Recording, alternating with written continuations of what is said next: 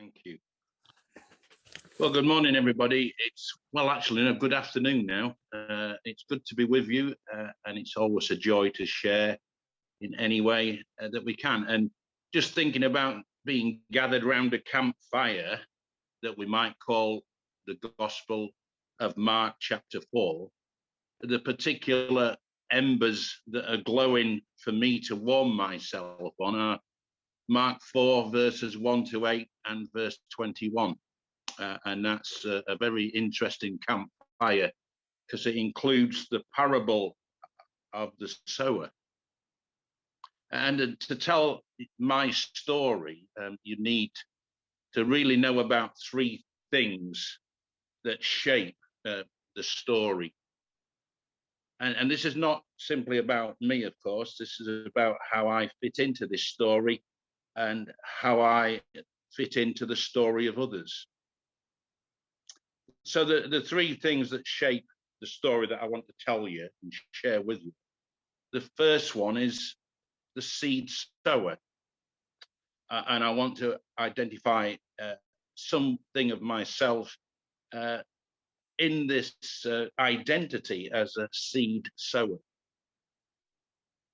And my life, and this is not my life story, but it's important so you understand that in the 67 years of life that I've had so far, you can grasp the components of that life in order to understand what may shape a seed sower. And your own lives and your own experiences will shape you as a seed sower in the particular way that it does. But for me, in brief, there are a number of factors. One factor was that I used to be a firefighter for many years, for 18 years, till a serious injury at a fire curtailed that career. So I'm quite taken with being around a campfire because I've been around many fires in my time. Unfortunately, as a firefighter, fires were my enemy. And often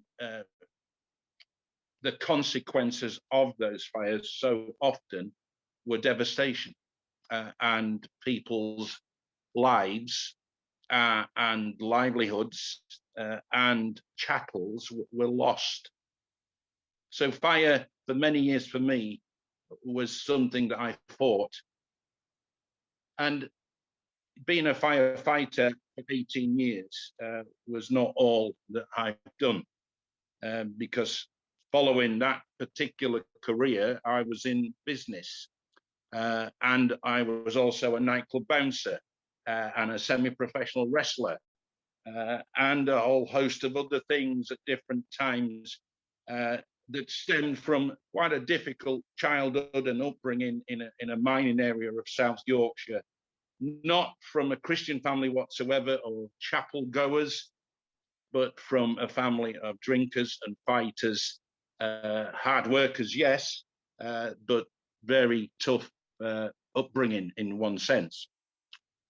And so when I ended up being retired out of the fire brigade and entered into other things, and having been a bouncer for quite a few years at the same time, I got a bit prone to what you might call doing a dodgy deal or two to make extra money. That escalated, and eventually, to cut a very long story short, that's been well documented in various ways, I was once described as a multimillionaire. So I became a very wealthy person in property and goods and different things, and powerful, and according to some scary.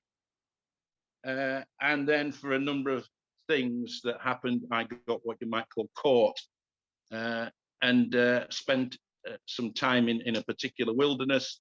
And again, just to culminate this, I ended up in prison.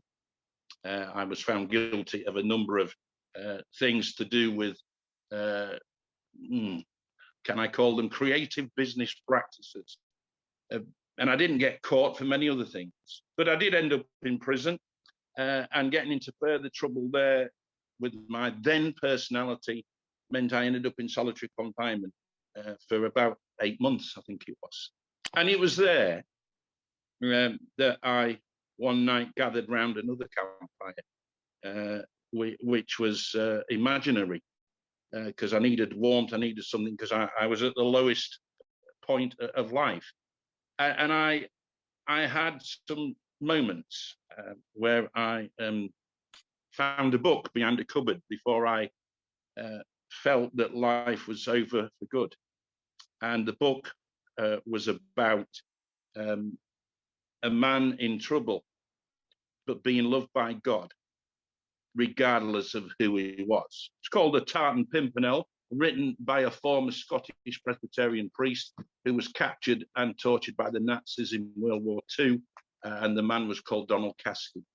I never would have had the opportunity to meet him because he died in the 70s, I think it was. But he became my hero. But he introduced me to another hero who shaped my life, and that hero was Jesus Christ. So when I came out of that particular place, things moved at a pace. I wandered into a small Methodist chapel in Norfolk with some lovely people who said one word to me, and that was welcome. And the shape of me as a seed sower continued to be formed and molded, and was really founded on life experience of the type that I particularly had had. And it dawned on me one day that nothing I'd ever done had stopped God from loving me. And certainly Jesus was quite happy to befriend me on a salvation promise, unconditionally.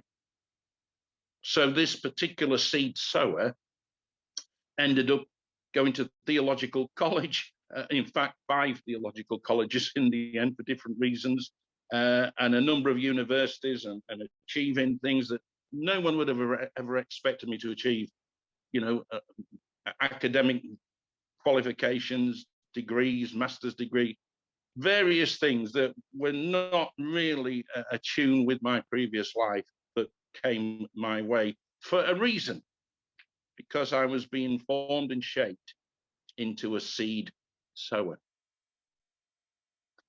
And that ended up eventually with me becoming an ordained presbyter in the Methodist Church. And there's another story for another time, because it's long and it takes many twists and it takes many turns.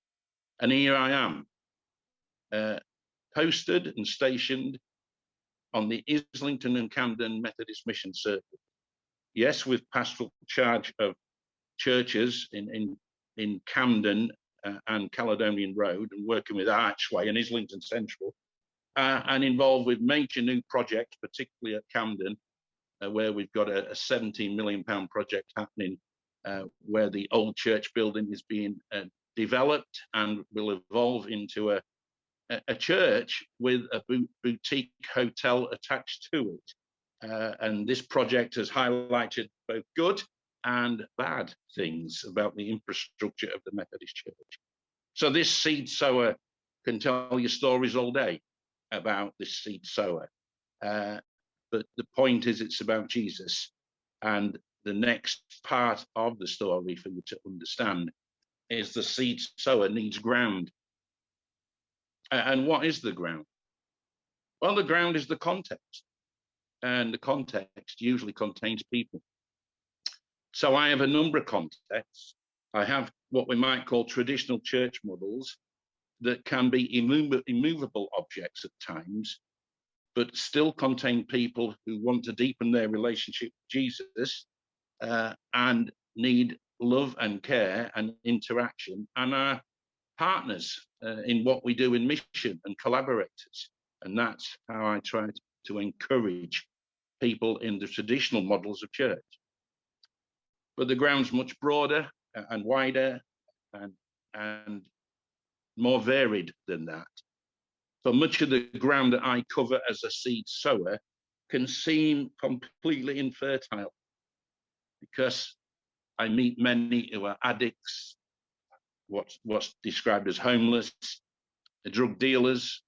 And one of the skills apparently I have is I can be in the more violent world, because I have experiences that give me an insight on how to survive in those areas. So I venture both prior to lockdown and in some shape and form during lockdown into areas of life that perhaps not all would want to try to go. But perhaps we all, as seed sowers, do that. So the ground that I cover is varied and somewhat difficult, and certainly divided, and offers many differences. But when I sow seeds, wherever I might be, I'm not always, of course, the harvester, which is the third section that shapes this story. For the seeds that I've sown, I've never really met the harvesters, because I have no idea what may have happened next in the times that I've sown seeds in different areas of life. And I've worked in the south of England, in very affluent, middle-class white areas, where I did many funerals. I've worked in the Channel Islands as a pastor on the island of Sark, where I worked with a small, corrupt community in part, because tax avoidance was a big thing in their lives. But I uncovered that the gospel was thriving in the lives of people in a whole variety of contexts. And so these three things about the seed sower, the ground, and the harvester have come together, because I may have been the harvester as well as the seed sower, but somebody else would have been the seed sower. And it reminds me of the triangle I used to have to learn about as a firefighter. What makes fire? Fuel, that flow of air we talked about earlier, or oxygen, and a source of ignition. And we may think sometimes that we're one of those three things, or two, or all three of those three things, if we fall into the trap of elevating ourselves to the realms of perfect, when in fact we're imperfect and only perfect in Christ. And Mark's Gospel in chapter 4 brings us this parable. And perhaps the parable of the sower is asking us, as we share our story about our lives, our ministries, and our experiences, is Mark's Gospel asking us to understand what we call pioneer ministry, because that's a name that's applied to me by so many, as really bringing parables to life. And if we do in this particular context, and in light of warming our feet on the embers of Mark's Gospel as a campfire, perhaps we sow our seeds from a particular type of basket. And that may well be what we call a basket of contagious holiness. That's a mouthful. But this contagious holiness, well, I have spent many times on the streets of Camden around fires, actual fires, just like I spent a time in prison on certain landings when people set fire to everything. I've been around fires that have been huge blazes and small burning embers. But I can approach anybody around any campfire, and I could say to them, as certain academic circles describe Mark 4, 1-8, verse 21 as, and I quote from a Harvard academic institute, that Mark 4, 1-8 and 21, and I quote, is a compositional unit whose external boundaries are determined by its internal structure. Now, I can really see that grabbing a homeless person, an addict, a drug dealer, a lost person, a person in church that is not quite sure how to let go of tradition, embrace new things, whoever and whatever the person is struggling with. I find that academic breakdown of Mark 4 may not well do the trick. I could say, like, I'm a pioneer and I'm the person called by God who is the first to see creatively respond to the Holy Spirit's initiatives with those outside the church, gathering others around them as they seek to establish new contextual Christian community. I can think that might be my basket of contagious holiness, and I think I'd be wrong. It's just a definition. I could say that I'm a pioneer, meaning that the pioneer church exists to be a gathering of kingdom people with kingdom passions who fulfill Jesus, kingdom purpose, kingdom people. We seek to reach people far from God, who are bound to the prison of this world with the life-changing message of Jesus and his gospel. That's a powerful statement, but will it be an attractional model to the heroin addict sat outside Sainsbury's on a cold Monday night, wet and freezing and angry and scared and lost and in need of the next fix? Will that create a conversation or build in any shape or form a community? Or I could use another method. I could offer them a Jaffa cake. And that's what I was offered by a prison chaplain when I went into a meeting. Not that that prison chaplain or prison would be the thing that I would ever say brought me to Christ. That happened later in a small Methodist church with Holy Communion. But it did set me on a journey. It did invite me to ask questions. And I accepted the Jaffa cake. And I didn't think, is it a cake or a biscuit? I just thought, why is that man offering me a Jaffa cake? And I spoke with him and talked with him and started to think about me and my life and what it had been. So when I cast my seeds from baskets of contagious holiness, it's purely about offering and sharing something very simple, something that's unconditional. And what makes that ground fertile? I think the only thing that makes it fertile is I do not see as a pioneer minister any boundaries, any fences, anything that I would impose to stop me saying to anybody, there's nothing that you've ever done or could ever do that would stop God loving you. The harvester, the seer, the seed sower, and the ground are all contexts that come together and ask a question. Where is the fuel? Where is the ignition? Where is the oxygen? And perhaps the answer is in Jesus, as all three, that Trinitarian model of looking for God. But to be a successful pioneer of any description, we must look at context as something that's not bound or limited by institutional restraint. So I have wanted to share something of me, but only to example how a seed sower might be shaped and formed. I wanted to point to the grounds that are various and different contexts where we must be prepared to love unconditionally. And the harvester, of which we may be on occasion because of seeds other people have sown, have to be trusted as those who appear later in the lives of those we've sought to help. So I'll end my story there for now, for it can take, like all our stories, many twists and turns. But suffice to say that I continue, even at the age of 67, to look for God to form me and to shape me.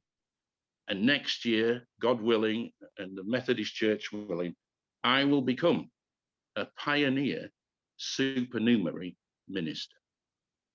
Thank you. Thank you, David. So friends, questions for your breakout rooms from David. What are the differences between a guest and a host around any campfire? Can a seed sower also be a harvester? And what do you think contagious holiness is?